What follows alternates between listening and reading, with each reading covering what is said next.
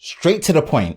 Using this Note 20 Ultra for just over a week now, it's left me with a feeling on an intangible level that I've not had or felt when using a phone at any price point, and one honestly you won't get from a spec sheet, since I can last remember that, the feeling that I feel with this phone is that I love using it. Yes, I'm not actually mincing my words when I say this, but it's not that I like using this phone, but I legit love using it. And with this being my first impressions, I'm gonna try and tell you why that is. Now again, this is a personal purchase device as stated in my unboxing video from before, and with such a heavyweight device as the Note 20 Ultra is, I have way more testing from a standalone and comparison side to showcase to you guys. So definitely, if you enjoy content like this, make sure you hit that like button, make sure you subscribe, along with hitting that notification bell so you're part of Team TLS, the Tech Lover Squad, so you do not miss any future content coming on the channel, specifically on the Note 20 Ultra. I got the Mystic Bronze with the matte satin finish, and straight up, this is the most premium and the best feeling phone I've ever held and used. Let me say it again so it sinks in even more, especially for myself, let alone for you guys that are watching.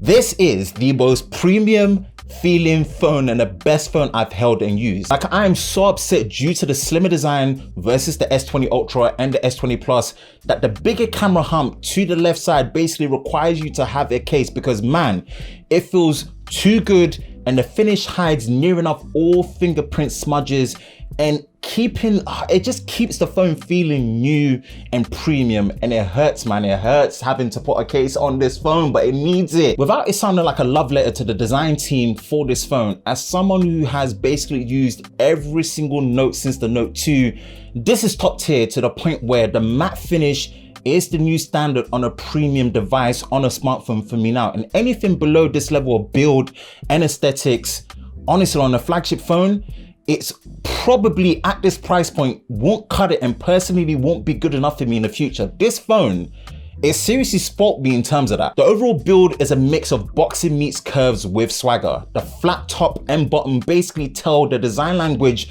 to be a Note series device indistinctively. The curved back makes the phone comfortable to hold and grip easier, although massive in the dimensions and the screen size at 6.9 inches. And yes, we can still question the form over function of curved edge front displays, which, let's be honest, for a phone based around the unique selling point to be a built-in S Pen stylus, a flat display is way more functional and much better suited to this type of device. But my goodness, does it look and feel good?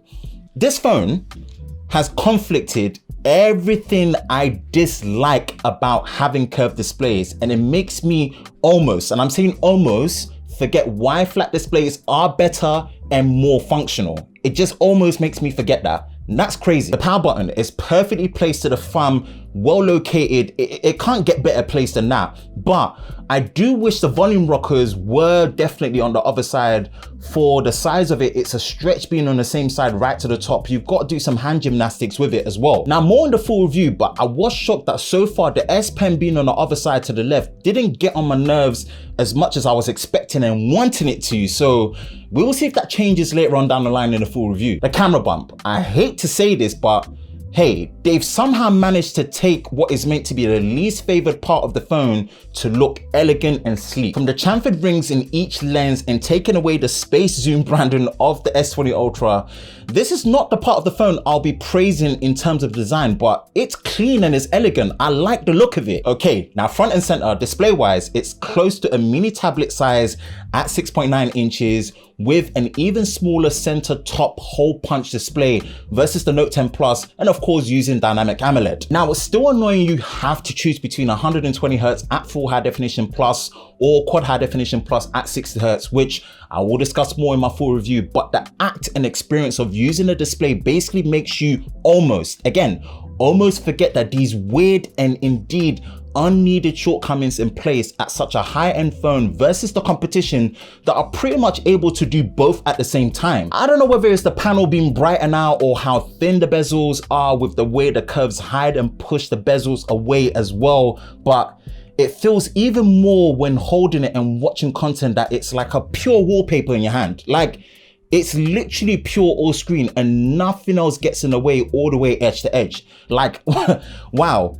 this just makes me want to watch content for no reason. So, you know, like as far as giving its top marks, the display experience, the act of using it and not really remembering the technical reasons for some of the shortcomings, this is the best display I've used so far. Now, performance-wise, all I can say is that it does have flagship specs, but it's a shame that in the UK, we do get the Exynos 990 version instead of the Snapdragon 865 Plus, which I will cover my full thoughts on this area in my full review. But it also comes with 12 gigabytes of RAM, and I have with this model 512 gigs of internal UFS 3.1 storage.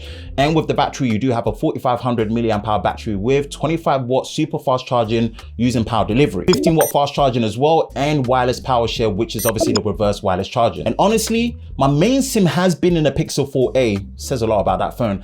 And this is where my second SIM is. So I will reverse it and my full thoughts on the battery performance when I start pushing it in my full review. But software to hardware, it does feel solid and top tier, which, you know, if it didn't at this price point, so far as I'll be worried. Like, it has to be, and it feels it so far. So more to cover on that later. Now it comes to the big boy part, the ultra part. Now the camera hardware throws and gives you everything, but now in a much more toned down and refined way. So let me break it down in this sense. You still get that massive 128 megapixel large sensor with that crazy 9:1 pixel binning for 12 megapixel final res images, a 12 megapixel f2.2 120 degree ultra wide angle sensor and lens combo. And although a low resolution 12 megapixel telephoto 5x zoom lens sensor combo, it does have a bigger f3.0 aperture with bigger pixel size and a sensor versus the S20 Ultra with up to 50x zoom and not that crazy 100x space zoom with the branding that comes with it. Now, initial results when using this camera show that it's obviously very versatile. Like, you can pretty much throw anything at it in lots of different situations and it's gonna be able to handle it. That's the whole point of having so many different cameras at such a brute force in terms of hardware. And yes, you do now have the laser assisted autofocus module that's in there that really fixes the autofocus issues that we were pretty much getting with the S20 Ultra. So that's something that they've learned in terms of, again, the refinement of it. And for the final piece, the pièce de résistance, what makes a Note product is the S Pen. Give it all the credit it deserves, man, but as often as you use it or not, when you need it, you are instantly reminded of why having it on tap is so nice and useful to have. From, you know, signing documents, handwriting to text conversion on the fly, which is still pretty much my favorite feature on a Note device.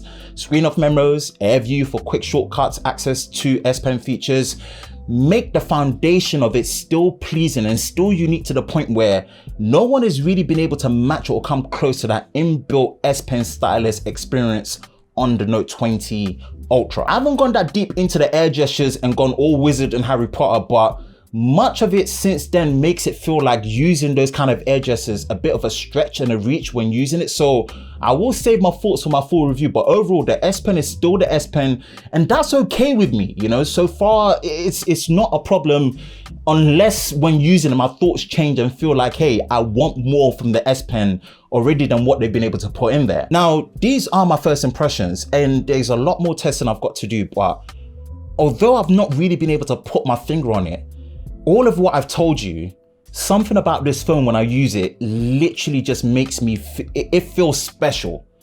It's so weird to say that. The last phone that I could really remember that made me feel this way when using, where I always wanted to use it, was the Galaxy Note 4 in that white color. I remember that feeling vividly.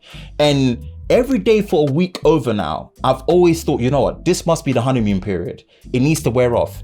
It hasn't.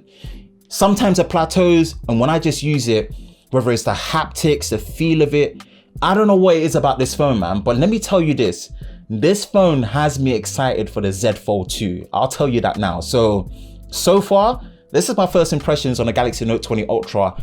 I love this phone. I don't just like it, I actually love this phone. So yeah, take whatever you want from it. This is my first thoughts and impressions of it. My name is Ben from Lover of Tech. If you enjoy content like this, you know exactly what to do. Hit that subscribe button, hit that like button, hit that notification bell so you're part of Team TLS, the Tech Lover Squad, so you don't miss any future content on the Lover of Tech channel. I hope you guys are safe during this time. I will catch you in the next one. Peace.